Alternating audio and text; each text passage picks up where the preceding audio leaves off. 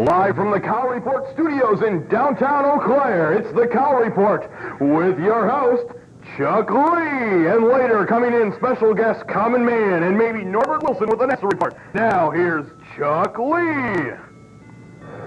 Well, thank you, Mr. Mike. And, of course, that's my announcer, Mr. Mike. And we're coming to you live from the beautiful downtown Eau Claire Arena and studios here at Public Access. And we really do appreciate you tuning in tonight to the old Cow Report and E-I-E-I-O. Well, as you know, it's another football evening out here on the old Cow Report range out here. And, of course, it's the Green Bay Packers versus the Minnesota Vikings.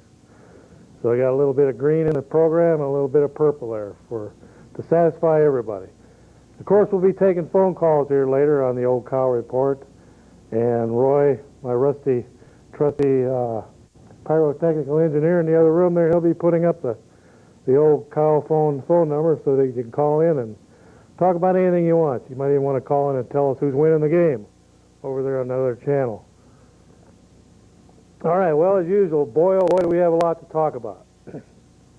But first of all, we're going to talk about get a little bit of commercial business out of the way here. Public Access Cable Channel 11 here in Eau Claire, Wisconsin, is having their annual auction November 7th and 8th. That's a Saturday and a Sunday, and it's right after the Tuesday election, so it's a Saturday after the election, so everyone's voted, and they voted for the person they want to win, and then coming up the next weekend right after that is the annual PAC auction. And the auction, I've been with Public Access now since about 1980. The late part of 1986. I missed that auction, but from 87 on, I've seen a lot of auctions. I've seen it grow from just a little tyke all the way up to a big giant now, to where there's some big, exciting gifts and prizes and presents and different things that are available. And this year is probably the biggest one ever. And I got a brief list here of some of the things that are on the auction this year, and I'll name them off. Of course, this is just a short list. There's hundreds of items that are coming in weekly, and they'll be added, and of course those will be announced on other programs leading up to the November 7th and 8th auction. Some of the items that are going to be auctioned off, of course, anybody can tune in. It's going to be live, so you just call in, or you just watch the program. You see an item you want to bid in, you just call in your bid. It's all real-time live, and your bid goes right in, and somebody has to beat your bid. So Reggie White T-shirt that he wore to Israel recently and brought back, and he donated that to Public Access. There's going to be a couple of Mabel Tainter tickets for some of their programming at Mabel Tainter. A full year's family membership at YMCA. Now, that's several $100 for that. Family membership at YMCA for a year. An organ, electronic organ, donated by one of the music stores here in town. Some remote control cars donated by Roy Rogers Hoff. There'll be 2 4-day passes to Country Jam. Now that's quite a deal there. 2 4-day passes. Those will be very hard to get the closer that comes. Comes down to the final days before Country Jam. Will be very hard to get any tickets. And then there's all kinds of Presto products. You know, Presto has been a mainstay here in Eau Claire for many, many years. Matter of fact, they built munitions for the war, and then switched back to peacetime production and making electric fry pans and toasters. And so they're going to have some salad shooters to give away, toasters, coffee pots, just some of the variety of items that Presto Products gives away. Now here's another big one. Turtle Lake, St. Croix Casino, overnight stay at the hotel at the St. Croix Casino, plus 2 dinners. That's quite a package there. Some Paul Bunyan prints. Then there's going to be some original oil paintings and artwork that several artists in the area have donated. And Marcus Cable, the cable company that brings Public Access, will be donating some cable packages that you'll be able to bid on. And also there'll be some Channel 13 merchandise. I assume probably maybe some coffee mugs or T-shirts or something that'll say Channel 13 on it, or NBC. And then the Leader Telegram will have some merchandise. So that's just a brief list of some of the items that you'll be able to bid on in the upcoming annual Cable Access Channel 11 auction this year. So make sure you tune in. It's Saturday, November 7th, and it starts at 9 a.m. and runs to 7 p.m. on Saturday. And then again on Sunday from noon till 6 p.m. So they'll just have one item after another all day long, Saturday and Sunday. So tune in to get in your bid early, because some of these items will bring a pretty good price, and others you'll be able to get a bargain on. So you don't want to miss out on a good auction, and it's always fun to go to an auction and bid. So make sure you tune in on those 2 days. And I'll be hosting a couple of the auction segments. I don't know exactly what will be selling on the part of the program that I'm on, but I know that one of the items that we're going to be giving away this year is you'll be able to be a live guest on the Old Cow Report. And that'll be one of the items. And there'll be many, many others. So make sure you tune in for this year's annual auction. It's going to be the biggest and the best yet. Okay, now we're going to get down to business for the evening. And there you have the Old Cow phone number on the screen there, 839-6261. And for those of you that ain't watching the game, we have a lot to talk about. And if you're switching back and forth and you want to call in about anything, go ahead and call in. But as usual, boy, we have some things to talk about. And we're looking, the common man is running for, there's some recall elections going on over in Altoona. And the common man is supposed to show up, and he is getting on the ballot. I understand he's taken out petition papers, and he's gotten 40 signatures, and he's turned those in today. So we want to get a first-hand live report from Common about what he's running for, why he's running for the Altoona City Council. There's 2 members on the City Council that are being recalled, and I guess Common Man has taken out paperwork to be a candidate for the Altoona City Council. So that'll be interesting. Then we have Norbert Wilson, Mr. NASA, that gives us our reports, and we got some very important information, very important items about some rockets that exploded recently, some multi-million-dollar rockets that exploded. Also, John Glenn's flight into space again, several decades after his first time in space. And then we wanted to talk briefly about some meteor storms, the biggest ones in 32 years that are coming up next month in the skies. You'll be able to view those. And so hopefully Norbert and the common man will be here shortly. But in the meantime, we're taking calls, and I heard the phone ring, and somebody will have to be letting me know when we have calls, because we're in the new studios here, and it's kind of a different setup. All right. Okay, Ross Perot has been talking this weekend. Of course, everyone knows by now that there's about 15 charges against our sitting president, the 3rd time in the history of our nation that impeachment proceedings have been started against the president. First time was Johnson right after the Civil War, and I think he won out in the Senate when they came 1 vote shy of impeaching him, but it went through the House and Senate. Then, of course, Nixon, the impeachment hearing started against him, and that's kind of the modern version of the impeachment procedure that is going to be followed this time around in the impeachment hearings and trial against our sitting president, Bill Clinton. Okay, and I've just been informed that the common man is on his way, and we'll let you know when he enters the building, because you know that'll be quite an event. Okay, Ross Perot over the weekend, Sunday, October 4th, said, "This man Clinton has done more to lower the moral base of this country than any other person in history," declared former presidential candidate Ross Perot on C-SPAN's Washington Journal Sunday morning. Perot challenged President Clinton to release his medical records. On national television, Perot raised the charge of drug use in the White House. Of course, that's nothing new. There's been some books written on that subject. There was I think it was a former FBI agent that was assigned to the White House that wrote a book about some of the shenanigans going on in the Clinton White House. But Perot says he's charging that there's drug use and abuse going on inside the White House as I speak. We know Bill Clinton has a history of drug use, Perot stated on national television. The question is, when did he stop? Is he still taking them? He took something to make him act irresponsibly. There has been talk of cocaine. Either he is or he isn't. That's a quote from Perot. Perot continues, if it's not drugs, his brain is not working right. He should go under oath about taking drugs, where if he lies, he faces an automatic 20 years in jail. Perot is calling for a march on Washington, and a date of December 7th has been set as a target. So all you parasites out there, sharpen up your tennis shoes and get ready to start walking towards Washington, because you got to be there December 7th for the big march on Washington. It kind of reminds me about the time when the militias were going to march on Washington. I think 3 people showed up, and 2 of them shot each other.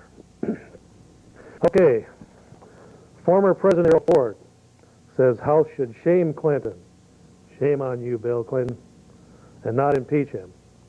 Former President Gerald Ford breaks his silence on the White House scandal on Sunday when he tells the House of Representatives that they should shame Bill Clinton for his Monica Lewinsky sex scandal, not impeach him. In an op-ed article in Sunday's New York Times, Ford suggests that the most fitting punishment for President Clinton would be a rebuke in the well of the House, where he would stand and listen while Republicans and Democrats denounced his conduct. I'll tell you, that would turn him into really a wounded animal. No telling what he'd do the last 2 years. If you're gonna go after somebody like they are doing right now, it's kind of like a wounded bear. You better make sure you kill them, because they're more dangerous wounded than they are healthy. And just shunning him and shaming him in front of the American people, and probably on live television in the well of the House, where he'd have to stand there and basically take it with his head hanging down, would be something that he would probably never forgive the American people or this country for. And it's no telling what he would do once he's the Secretary General of the United Nations. And of course, for those of you who don't know that out there, that's his next step, from President to Secretary General. He wants to rule the world, not just the United States. And Hillary wants to be there right with him. So Hillary plans on making a move into being the first female president. And Bill Clinton wants to be Secretary General of the United Nations. Probably, thinking back, it would probably be the first time that there's been an American holding that office, maybe since its inception in 1945. I can't think of a time when there was an American. Maybe there was back at the beginning, but I know in the recent memory there hasn't been. There was several other people that have been that, but I can't think of the last time an American. So Bill Clinton could very well be the next Secretary General. But anyway, getting back to Gerald Ford, imagine a president receiving not an ovation from the people's representatives, but a harshly worded rebuke as rendered by members of both parties.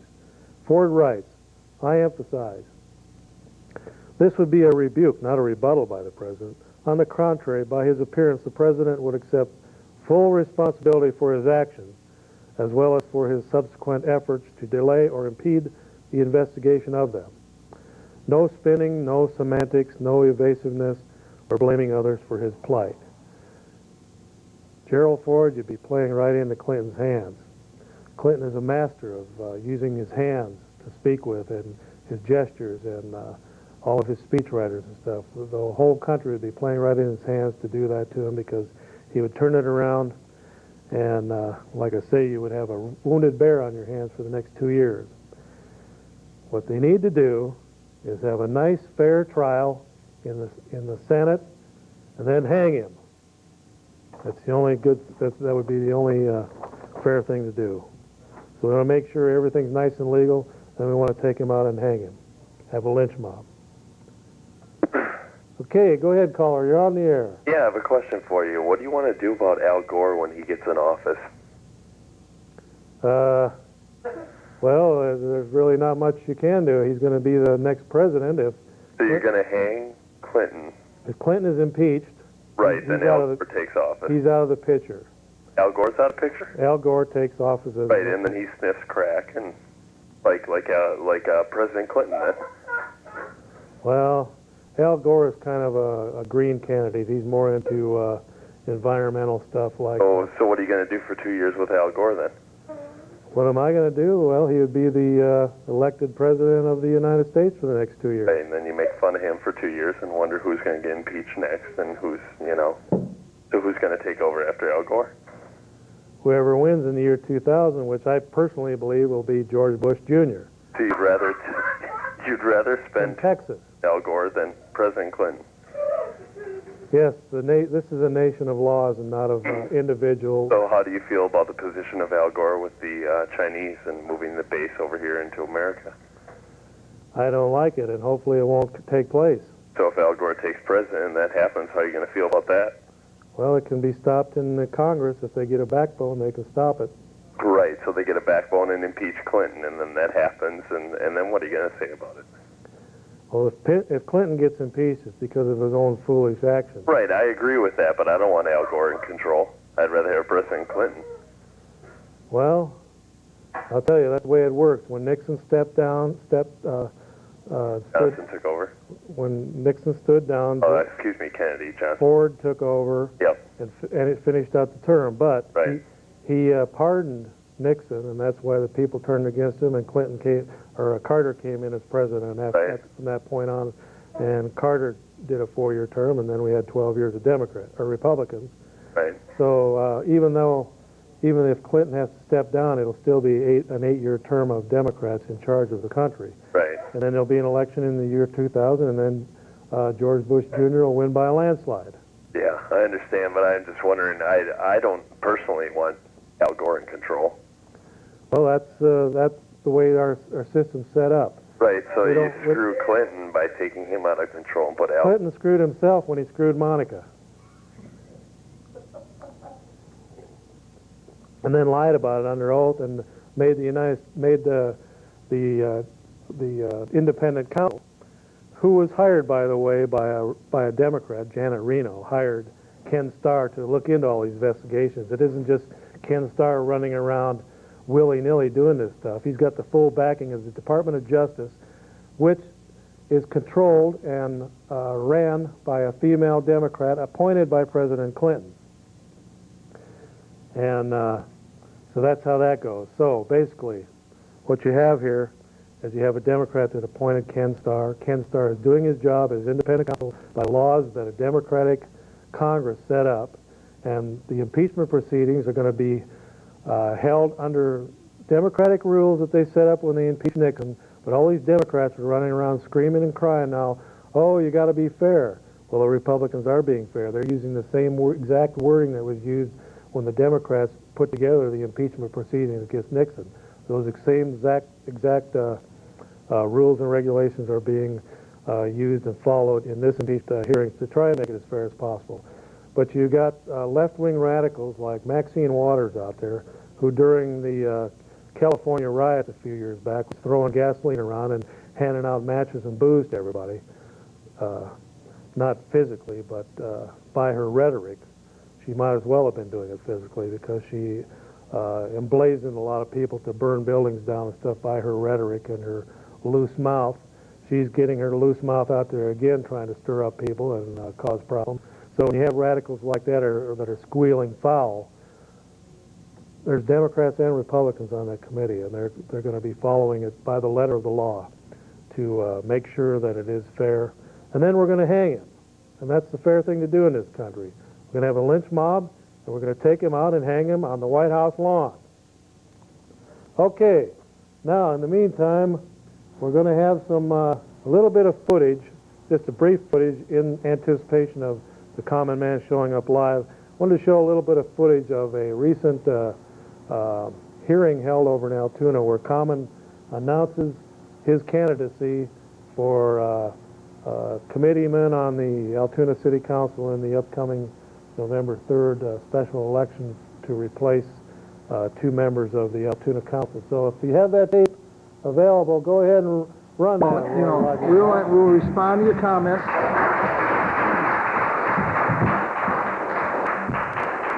There are other people to respond, and we'll be happy to get the information. We do want your input, but I think we want input. We're not looking for debate.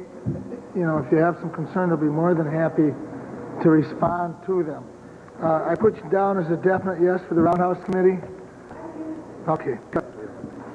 When we have an open, we'll keep these lists. Right now we don't have an opening, but the terms come up and we'll be more than happy to give you a call. Next speaker, please. Oh, thank you for being patient.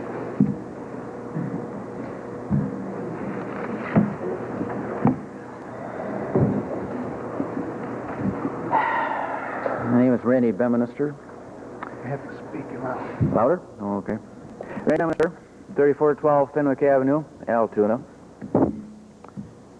And I'm you know, I guess, you know, there was only one question on there. I guess the overall cost probably of the library and this public safety building altogether.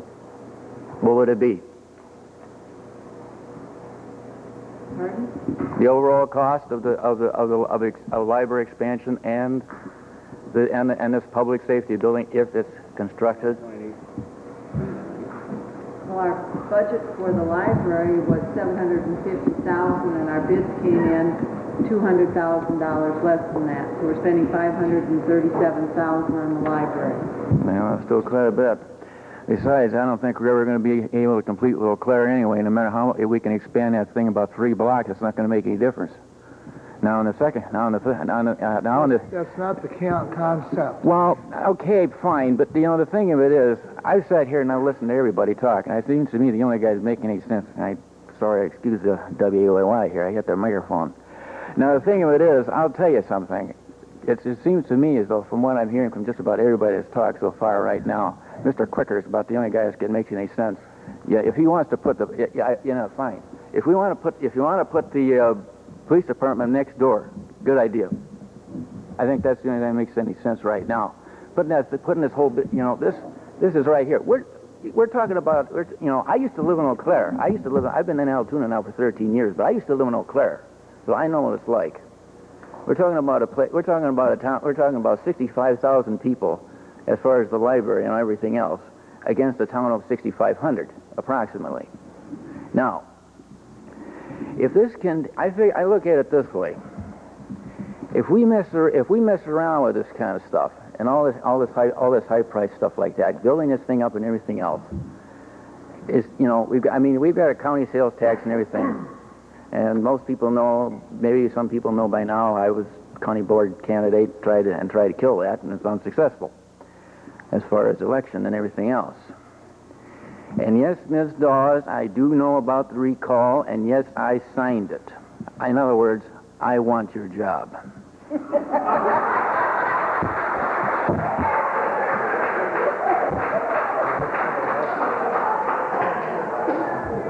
I told the women when they came at the door, I says, I said, if you're successful, you bring me some nomination papers, and I'm going to circle them down the neighborhood. And I meant it. Because I'm fed up. Okay, let's please stick to the issues here. Well, that's the basics. I know. Okay, I know I'm using up somebody else's time here, and I'm sure somebody else would like to get up here. But the thing of it is, like I said, you know, and like I say, I can tell you right now, I would not be surprised if come election time if Mr. Quicker is probably the only one that's still left in the council. Can I ask you a question, Randy? If you had a choice, would you do nothing? Well, I can tell you right now. I look at this fire station here. I think it's just fine. Nothing? Well, I certainly wouldn't wouldn't build that building out in Highway 12. Well, you're not answering my question. Well, that should answer your question right there. What you should And it's do better. is I mean, go can you hear me in there? Smaller towns that are doing nothing and see what's happening to them. And even, you know, I've been in the police department. I know people who live there. And I've been to the police chief. And by the way, Chief, I figured out who that nasty phone caller was. It was the guy that used to cut my yard. But anyway, Mr. Beminister, time is up. I know, but I just wanted to report him because I talked to him about that a long time ago. But the thing of it is that it's a situation where, you know. Well, there you have it. There's a common man there. And, of course, now the common man is in the other room live. So we're going to go to that camera now, and then I'm going to interview the common man live. So go ahead. There he is. How you doing out there? Okay, Common, glad you could make it down tonight. And that we just showed a little short clip there of your speech at the recent hearings there of the down there at the Altoona. I don't know exactly where it was, one of the fire stations. And It was in the main. It was in the main fire. There only is one fire station. well, what the heck was going on down there? What inspired you to go down there and tell that woman you wanted her job? Because I do. Well, what's the deal? She's a big time. She's a big time spender. What's going on over there in Altoona? Oh boy. Big time library expansion, and then they want to move the fire station out by the highway. Well, I think that's a bad idea. what's wrong with having the fire station where it's at now? Nothing. It's a main part of downtown. It's where it should be. Okay, and then what was the other thing they were going to do? The library expansion. That's big money. Okay, now She's a big time spender type. That's why I want to beat her. Okay, now they've already got an Eau Claire City library about maybe a mile from the Altoona city limits, and I think the Altoona city pays funds into the Eau Claire library. Yeah, I can't remember the numbers, but there is some amount. But somebody made a statement over there that they're going to make a better library in Altoona than the one we got here in Eau Claire. Yeah, the mayor seems to think so, but if you notice, he got very little applause after he said it, because I was there. He clapped for himself, and Seefeld clapped for himself, and that was about it. Nobody else in the audience clapped at all. But isn't that kind of duplicating services here? Yeah, I don't think they ever can compete with Eau Claire's library anyway. Yeah. Because that, it's like I said when I was there at the forum. I said, you're talking about a difference between 65,000 people in Eau Claire against about 6,500 in Altoona. It's the same deal there. Okay, so what other parts of your platform? Why other reasons you're running for mayor of Altoona? Well, I just felt that it needed a change. I mean, there was 112 people that wanted to have her recalled, and I signed the recall petition myself. Now, you're not in a very big district. I understand you got 40 signatures with quite a bit of ease over there. Yeah. Well, there was, you needed at least 20, and but I decided to fill all 4 pages. I mean, why not? The more the better. Now, Rory Rogers came up with a slogan for your campaign, and it goes something like this: "Give a damn, vote for the common man." Well, and I think you should that might be a little touchy in the old language department there, but I think that slogan might catch on. That might take you all the way to being the mayor. Well, that'd be interesting. That'd be interesting, but I'm just looking for basic things there. I'm not. I'm not looking for a big fancy platform title or anything like that. I've always been against all these big spender types and everything like that. What's the deal about taxes over there anyway? What's going on? Oh, they're terrible. I used to own some lots over there. I had to sell them. Didn't have anything on them. They're just raw land sitting over there, raw lots, 2 of them. Yeah. And every time I turned around, they were doubling the taxation on them. I know. And then you got the county sales tax on top of it, which I was against to begin with as well. So, I mean, that's when I ran for county board. Okay, now I understand you're running in memory of somebody. What do you got there? Okay, yeah. Well, I've been told in the past that Neil Mayer Sr. was one of the council members.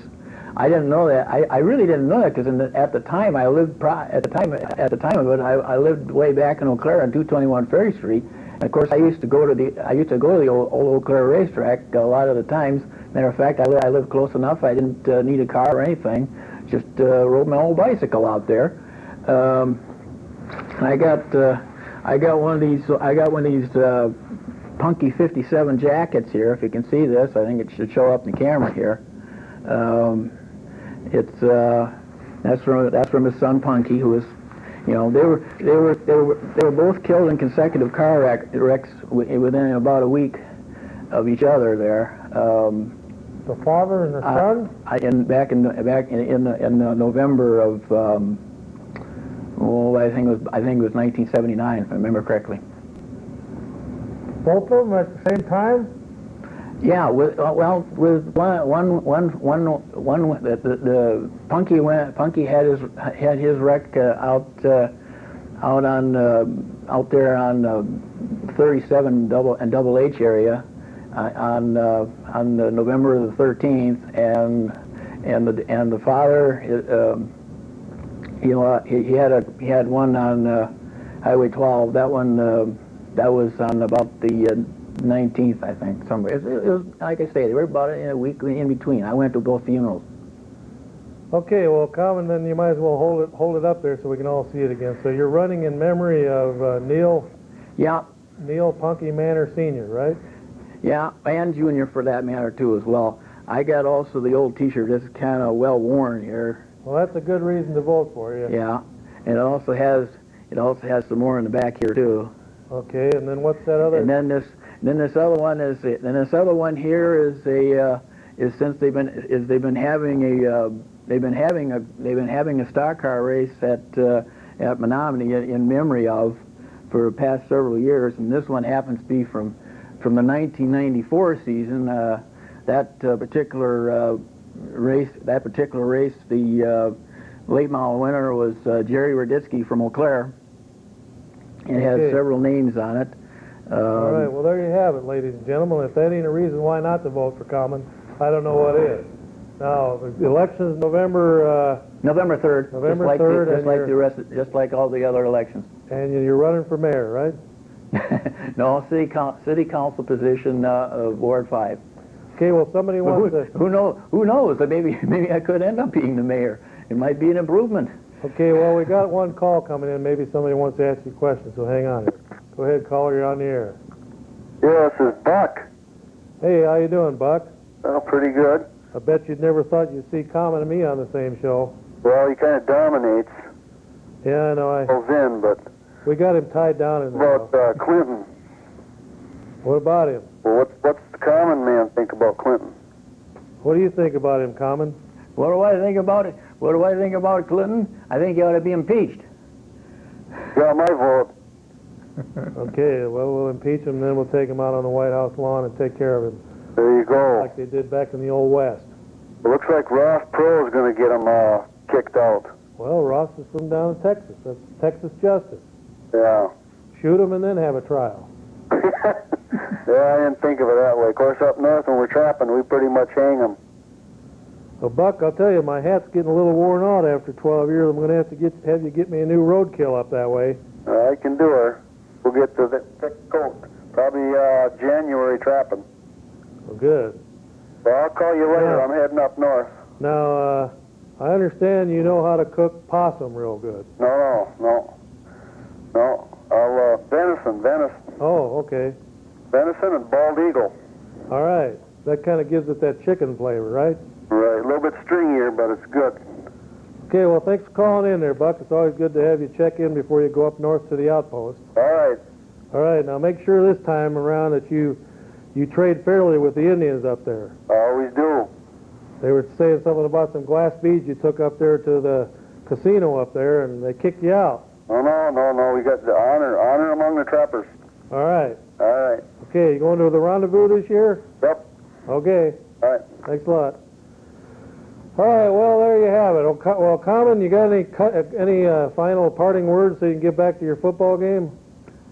Well, the only thing I can say is that I hope that everybody, will get out and vote. At least, if they're not registered, then they should get themselves registered. All they have to do is just go down to the fire station.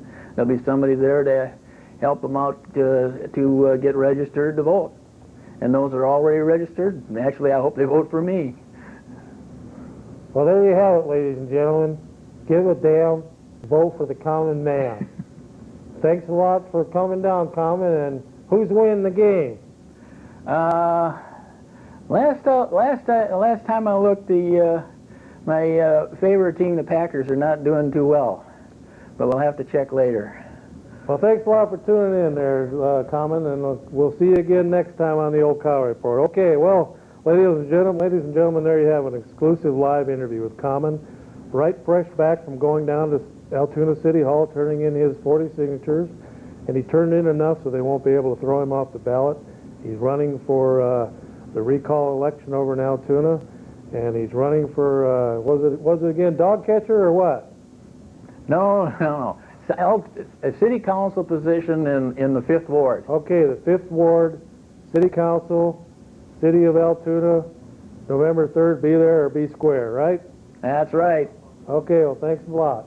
Okay. Has anyone found Norbert out there yet?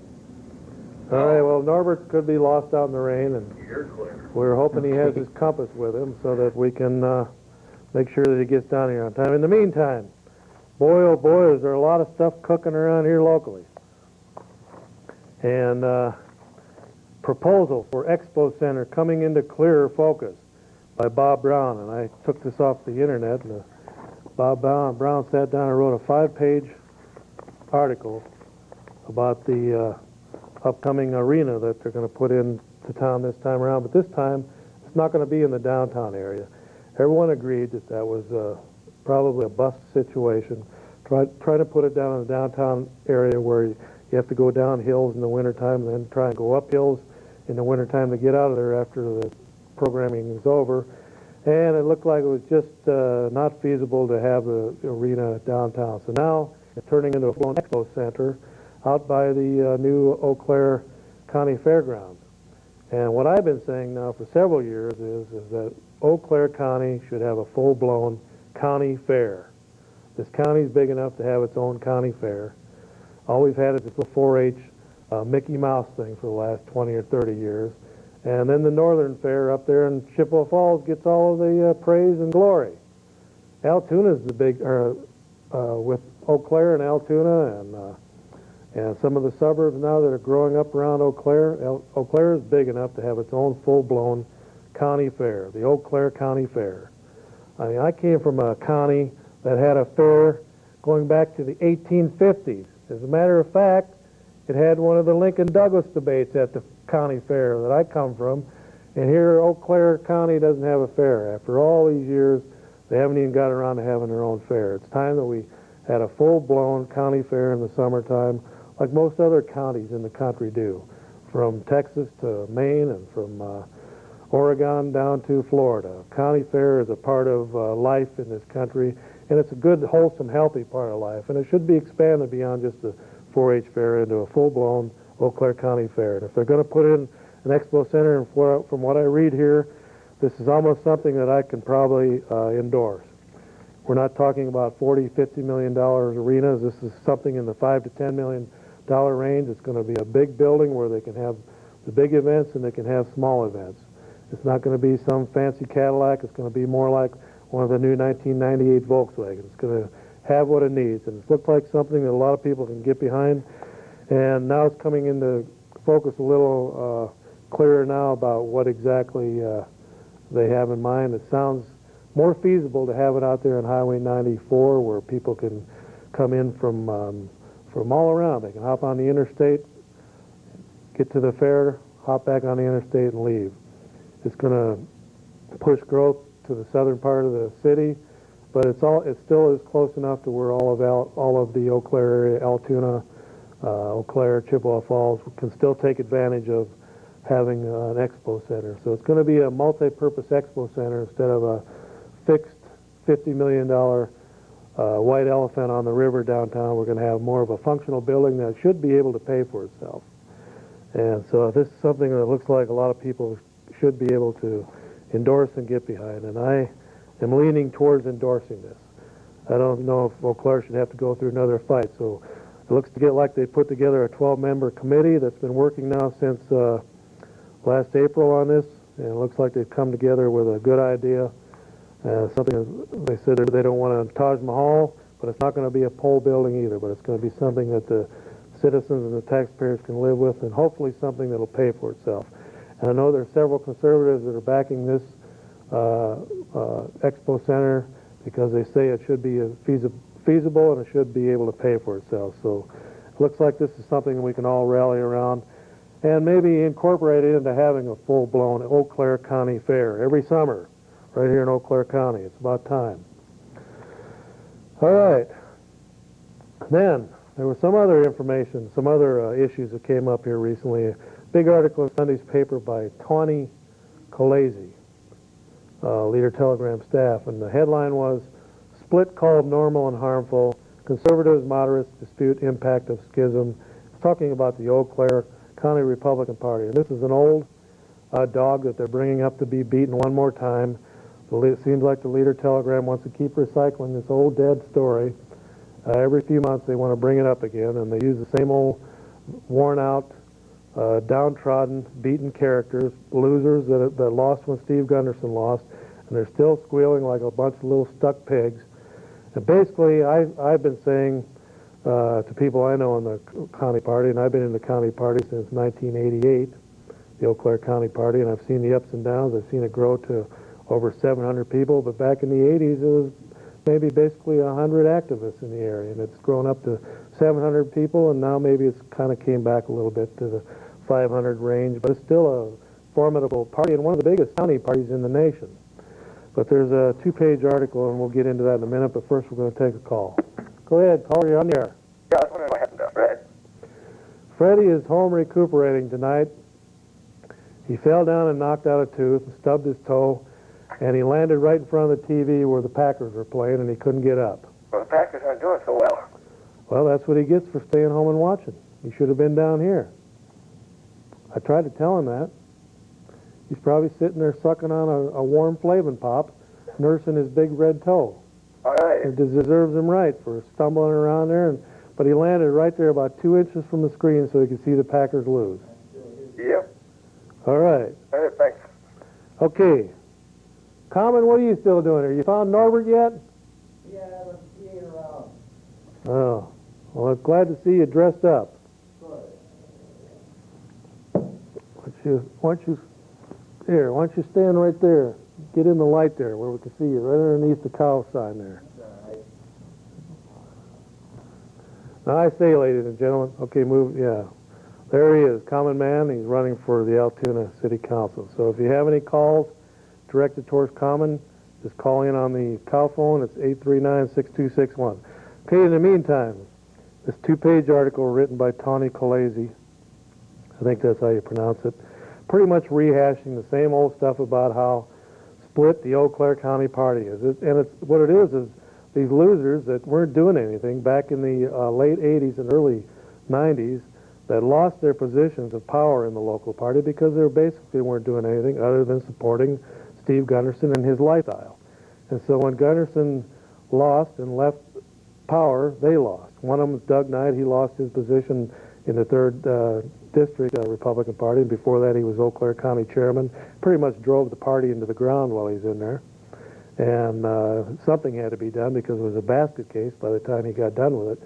So what you do sometimes, I think it's called the Peter Principle, where you promote people that really aren't functioning at the level they're at. You promote them to a higher level, and that's what happened to Doug Knight. He was promoted up to 3rd District Chairman, and he pretty much drove the 3rd District into the ground before they could get rid of him on that position. So now, him and a couple other little crybabies, one of them's Don Ellickson, who's been a radical leftist, pro-abortion leftist, pro-homosexual leftist in the local area. Him and Ellickson and Doug Knight and a couple others just crying over sour spilt milk. And that's basically what they've been doing for the last 4 years, is rehashing the same old stupid story about how it was so sad that we got rid of Steve Gunderson and how now they're going to vote Democrat. Well, why do you even in the party then? It'd be good riddance to get rid of both of you, because all you do is sit around and whine and cause trouble and cause division within the party. The best thing you could do is go to the Democratic Party. The whole bunch of you, there's about 10 of you in that group, and you stir up trouble year-round for the local party. You don't want to have any unity. All you want to do is cause problems. You're pro-abortion, you're pro-homosexual, You're pro-liberal tax and spend. Why don't you go to the party that supports those issues? It's not the local Republican Party. The Democrats have corralled those issues and took them home as their own. The abortion issue, they've said this is our issue. We're pro-abortion. If you want to be that way, come to us. The homosexual, the pro-homosexual issue, the Democratic Party has embraced that. So you guys are in the wrong party. The best thing to do would be to part, leave on friendly terms, and get your butts out of the local party and go where you're wanted, because you're not wanted in the local Eau Claire party. All you are is troublemakers. You're stirring up trouble all the way from the 3rd District to the State Convention, the 3rd District Convention, and the Eau Claire County Convention. And you've been causing trouble and stirring up problems for 4 years. And you've called people at home, you've called candidates, you've told lies on candidates in campaigns. You've caused candidates to lose because of your lies. You've told lies against Harlan Reiners, the Eau Claire County chairman, to your other buddies around town. It's time that you just left the party. You guys aren't happy in the party, so get out. And I'll tell you, the state party will say good riddance to you too, because they're sick of all your shenanigans. And just like on South Park, I'm declaring shenanigans right now on the whole bunch of you. Shenanigans. You're out of here. Okay, enough said. I don't have to go through the stupid article, because it's the same old rehashing that Doug Knight and Don Ellickson have been crying about for the last 4 years. You're out of here. Just like, what's his name? He struck out more times than anyone else this year. You struck out, now out. Go where you're wanted. Enough said there. Norbert, where's that Norbert at? Oh, well. Guess we're going to have to talk about the meteor storm without him. Common, have you been reading up on this meteor storm that's coming up? No, not really. I don't follow that kind of stuff too much. Have you been listening into Art Bell at all? Who's that now? Art Bell on Way Radio, midnights to 6 in the morning. Well, Art's in South Africa right now. He's on his way there. It takes 24 hours to fly there. But there's a very serious meteor shower coming, the biggest one in 32 years. For those of you who like to see a real fireworks show, you need to go outside on November 17th and 18th. Get out of town somewhere where there's not a glare from the city lights. Get out of town where you can see the spectacular show that's coming up. It's called the Leonid, like Leonid Brezhnev. A spectacular meteor storm will ignite the heavens next month, possibly sandblasting satellites and threatening everyday services from cell phones to TV shows to data communications, according to Monday editions of the San Francisco Examiner. The Leonid meteor shower is set to drench Earth on November 17th and 18th with up to 40 meteors per second, sometimes 50,000 of them per hour. So that's going to be quite an air show out there. So you need to, if you can get to the local, they've got a big, what is that thing they call it, point toward the sky, Common? The big camera, or not the big lens that they got one out, the observatory. They got one of them outside of town here. You need to get to that, or you need to get yourself a telescope or binoculars, but you're going to see quite a spectacular show, and it's actually going to knock out a lot of,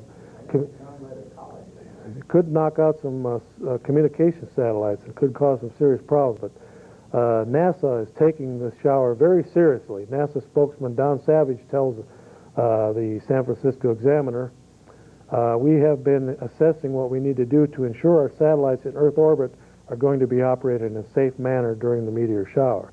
This meteoroid storm will be the largest such threat ever experienced by our critical orbiting satellite constellations, says William Ayler, director of the Center for Orbital Reentry Debris, told a House Science Committee in May. Ayler says because of the very high speed of the particles, they will be moving at speeds of over 155,000 miles per hour. So even a little one particle of sand hitting you at that kind of speed, or hitting a piece of equipment, could knock out a lens or really do some damage. The storm poses an even greater and somewhat unknown threat. Fortunately, most of the particles are very small, smaller than the diameter of a human hair, and won't survive passage through the Earth's atmosphere. Our satellites, however, are not protected by the atmosphere, So they will be sandblasted by very small particles traveling more than 100 times faster than a bullet. Common, you were shot once. A bullet doesn't feel too good, does it? That didn't happen to me. Go ahead, caller. You're on the air. Yes, I'd like to know about the asteroids that are coming in. I've been listening, but I'm just not sure if I understand. What do you need to understand? Well, I know that you're a Tommy supporter, and I mean, does Tommy support asteroids coming into our atmosphere as well? Well, hopefully not.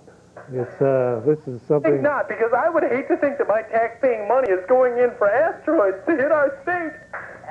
I know. Hopefully they'll have a big enough supply of preparation H. You know what, Common? You're going to need tons of that stuff with all these asteroids around. Okay, so there it is. Meteor storm, the biggest in 32 years. But 32 years ago, Common, they didn't have all of these satellites up there. Back then, we just had little Sputniks and stuff. And John Glenn, but now we got satellites that we rely on very heavily. Well, I know back many years ago, my dad was deceased, but he used to holler all the time about the space program. He used to say, I'm sick of paying taxes so they can just shoot it all up in the air. You know. It's better than shooting it up in their arm. Okay, go ahead. Go ahead. You're on the air. Chuck, I was wondering what you think about Mark Newman's chances against Feingold.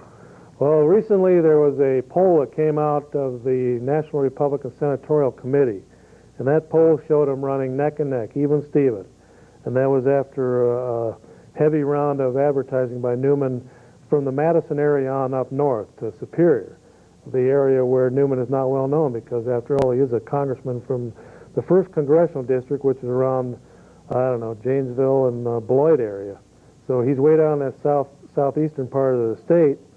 And so a lot of people knew him in the Milwaukee-Madison area, the southeastern corner of the state, but they never did know him basically north of Madison. So what's happening is the more he's getting on the air in the Wausau area, the Eau Claire area, the La Crosse area, Superior area, up in Antigo and over by Green Bay, the more he's getting known in that area, the more he's climbing in the polls. People are liking what he stands for, and he's climbing in the polls. I'll tell you, it's going to be one of the horse race. It is a horse race. Matter of fact, it's one of the 3 most watched races in the nation right now. The Democrats and the Republicans are watching this very closely because it's one of the seats that the Republican Party can pick up. I'll tell you the other 2 seats that are being watched real close, and that is Barbara Boxer in California. She's running dead heat right now with Matt Fong. And the other one is Carol Moser Braun in Illinois. She's losing badly right now. So between Illinois and Wisconsin, this is 2 seats that the Republican Party can pick up in the U.S. Senate and basically end up 57 votes to 43. What really disturbs me about Feingold is that he voted for this late-term abortion bill, where you're actually killing a baby that's in the process of being born. Hey, Feingold not only voted for it once, he voted for it twice, and then he voted for it a 3rd time just a couple weeks ago. Yeah, that was to, well, Clinton, he vetoed the bill, right, making it illegal to perform that. Feingold voted 3 times to keep that procedure legal. Right. And it's the same kind of stuff that Hitler's henchmen were using 55 years ago in their medical laboratories when they were experimenting on twin Jewish people and twin Hungarians or whoever they were using, twin Russian little kids. That's what I told my wife. I said, this is something Dr. Joseph Mengele would have done. Exactly, it was. Isn't Feingold Jewish himself? I really don't know for sure, but I'll tell you. This is a gruesome procedure. They're using the brains from these little babies. These babies are 8 and 9 months old when they're being partially aborted is what they do. They pull everything out of the mother's womb except the head. They leave the head inside the mother's womb. They inject the needle into the base of the head and suck out the brains, and the baby is delivered dead or on arrival. And that's why it's called a partial birth abortion. The baby, got a loose wire there. You don't want to move that too much. The baby is born alive and then aborted. Okay, that's just unbelievable how he could support something like that. Are we still, Roy, are we still on the air? Yes. Okay, we lost the monitor. Yes, it is a gruesome procedure, but Feingold, I don't care if he's Jewish or not. It's common sense. A person that's representing a whole state like he is. There were several 100,000 people that voted to kick him out of office for a recall. He just beat out that recall by the hair of his chin. People were saying we don't want that procedure. It's something like 50,000 to 200,000 of these procedures a year. None of them are needed. We're talking about 8 and 9 month old babies. We got a child right here in town, 13 years old, is charged with murder because she killed her baby 2 seconds after it was born. But Feingold votes to keep the procedure legal for somebody that is still in the womb, and they shove a needle into their base of their head and suck their brains out. But he wants that procedure to stay legal. It just it defies humanity. Yes, it does. It's a gruesome procedure. Anyone that's for it is totally void of any moral fiber. And they don't deserve to be a United States senator. Yeah, well, my vote's for Newman for sure. Mark Newman's a good man. He's a conservative. He wants to get the federal income tax of the IRS under control, reel in those rogues in the IRS, make it a fairer system. He wants to balance the budget. He wants to make sure that Social Security is saved for all of us baby boomers. He's one himself. And there's 70 million other baby boomers that want to make sure that they have something to retire on, even if it's $200 or $300 a month. It's going to be better than nothing. But he's trying to protect that system and stabilize it until they can figure out what to do, whether to let everyone go into their mutual funds or something. But he agrees that they have to save that, they have to save Medicare, and also save the unborn. And so, weighing everything, it was a fluke when Feingold got in there. It was just some little cute little Elvis commercials with a dead Elvis saying vote for Feingold. It had nothing to do with what Feingold stood for. Feingold is a tax and spend left-wing radical. I agree. I totally agree. I think it's very important that people understand what that late-term abortion is and just how much in favor of it Feingold is. I don't understand why he is, but... Well, it's because he doesn't have any common sense. He's got scales on his eyes. If you read the Bible, it talks about people having scales on their eyes. Saul had scales on his eyes before he got knocked off his horse. Yeah? Or actually, he got knocked off his horse, and then he got the scales on his eyes. And then the scales fell off his eyes, and he could see. And he says, I can see clearly now.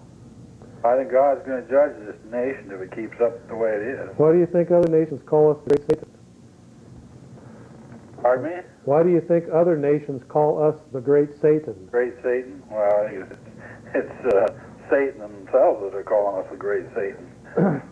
Right, but they've got, I mean, some of the things that happen in this country, they've got a right to. And Billy Graham's son said the other night, our country is going to be judged because of the abortion issue and the drugs and the pornography and the homosexuality. Our country is under judgment, and it's going to fall.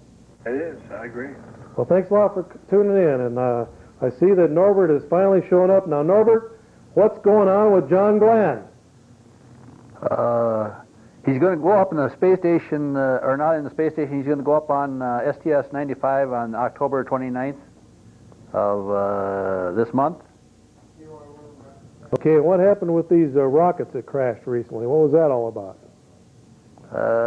Well, that was, if you can blame it on an El Nino, I suppose we could blame it on an El Nino.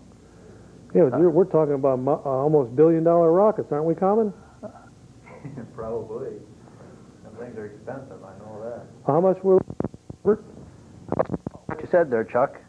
Something came out in today's news about Russia rents out the space station to the United States. It says the Russian Space Agency has agreed to sell its research time on the International Space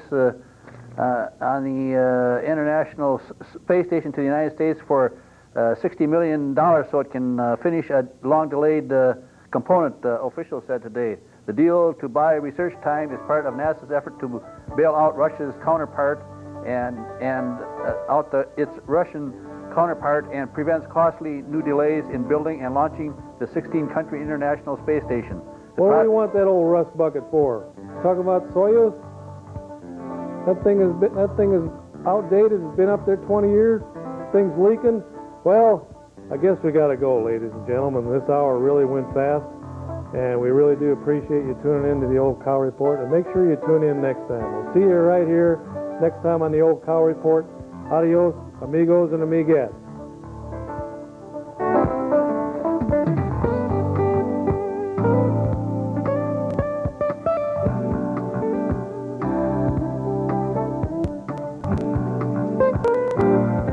Back the parking lot for the game, gladiator bells, and for a raffle to win a ride in the Oscar Mayer Reno. And take part in the auction. The big